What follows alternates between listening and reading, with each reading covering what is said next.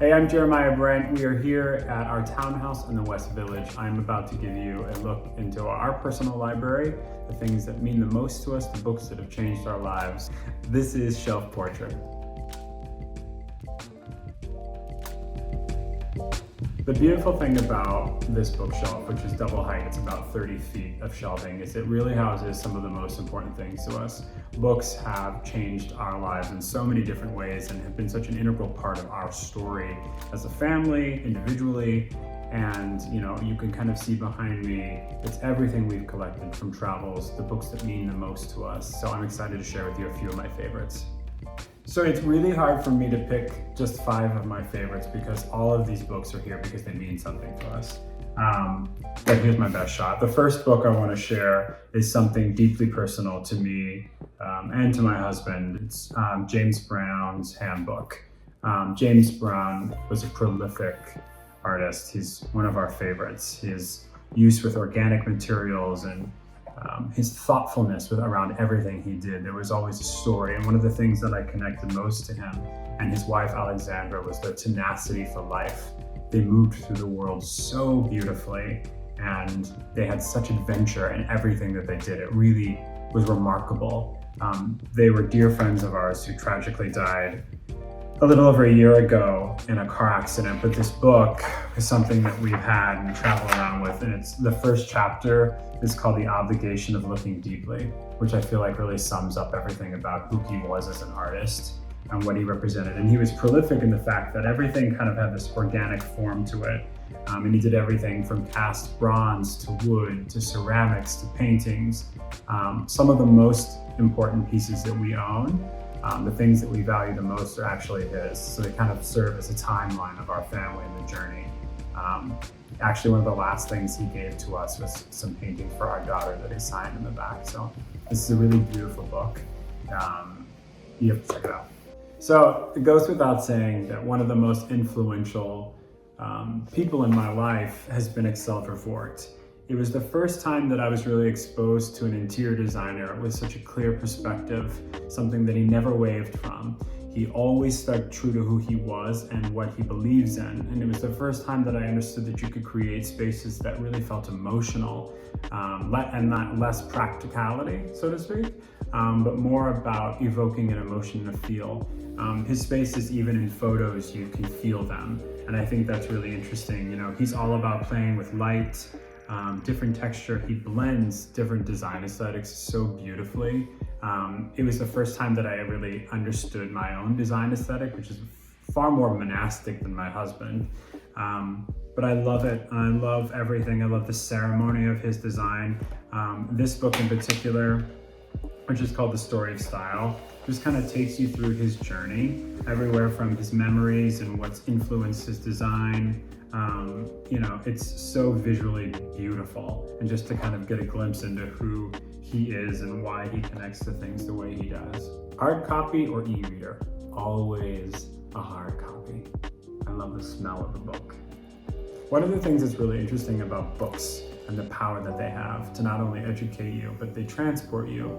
A lot of these books, the first date I had with my husband, we stayed up till 4 a.m. going through books and talking about what we thought was beautiful. Now, fast forward 10 years later, after using these books to educate myself and understand things and see things and understand what a 19th century was, what neoclassical was, these artists from all over the world, these books now are being used for our children. Our kids pick them up and look at things and tell us what they think are beautiful. So I think that's the really beautiful rhythm and cycle of books. If you keep things that really matter to you, like these behind you. Goodbye Picasso is so good.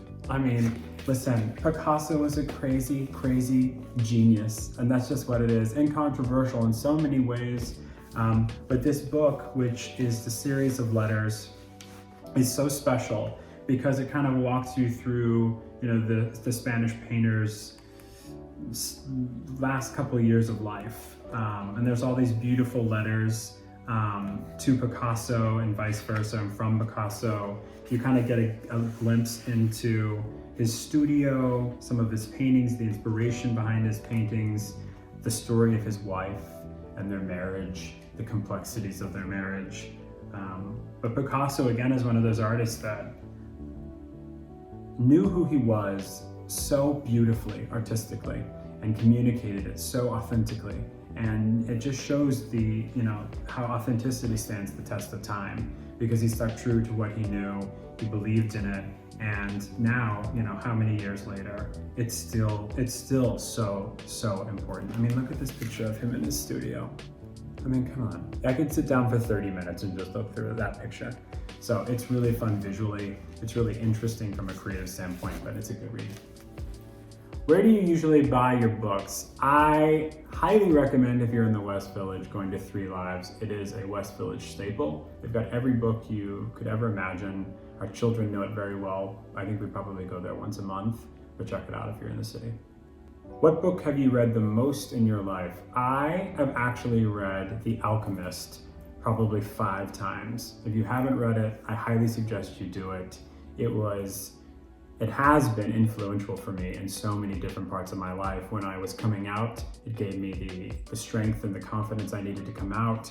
When I was trying to reconcile all of the damage done from being closeted for so long, it gave me that strength again. It's kind of just popped up in so many different ways, and every time I read that book, I get something new from it. But it was the first time I had ever had it articulated to me, and by the way, a really beautiful way, that the only thing getting in my way was fear. But it's a really special book, so you should check it out. So this book, which is entitled Alberto Giacometti, is again one of my all-time favorites.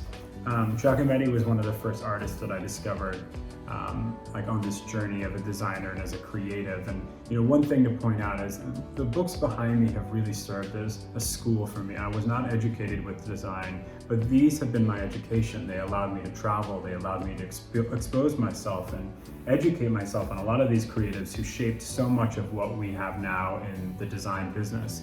Giacometti was incredibly prolific. He worked with bronze and paintings. His first bust, I think, was at 14 years old. His father was a painter. It's just beautiful, and everything about his pieces they've stood the test of time in a way that few people can. You can kind of see just the sculpture, the ceramics, the bronze, the paintings, the sketches. I bought a Giacometti sketch. It was one of the first nice things I bought, and I'll never forget it. He's one of my all-time favorites. Where's your favorite place to read a book? I love cracking a book open on our roof here in the city. We have a little roof deck upstairs that's all green, and you look out at the village. There's just the right amount of breeze. That's my favorite spot. I know you didn't expect to see this, but this book is called And Tango Makes Three.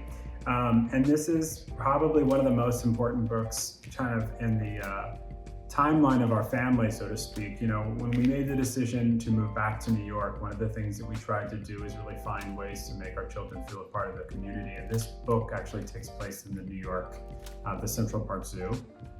And more important about this book is it's the first time that I ever was given the words to articulate and describe surrogacy to our children. It's such a beautiful story about 2 male penguins that fall in love and a zookeeper that gives them an egg that they can't produce for themselves, even though they're sitting on a rock trying to pretend like they can do it. And they end up raising this beautiful daughter, and they have this family, and she makes them. It takes 2 to make a tango, and that's the name of their daughter. But it was the first time that I was able to put into words the beauty of surrogacy to our children, to make them understand the amount of love and care and kindness that it took to bring them into the world. It's a really special book. As you can see, I get emotional every time I talk about it, so check it out.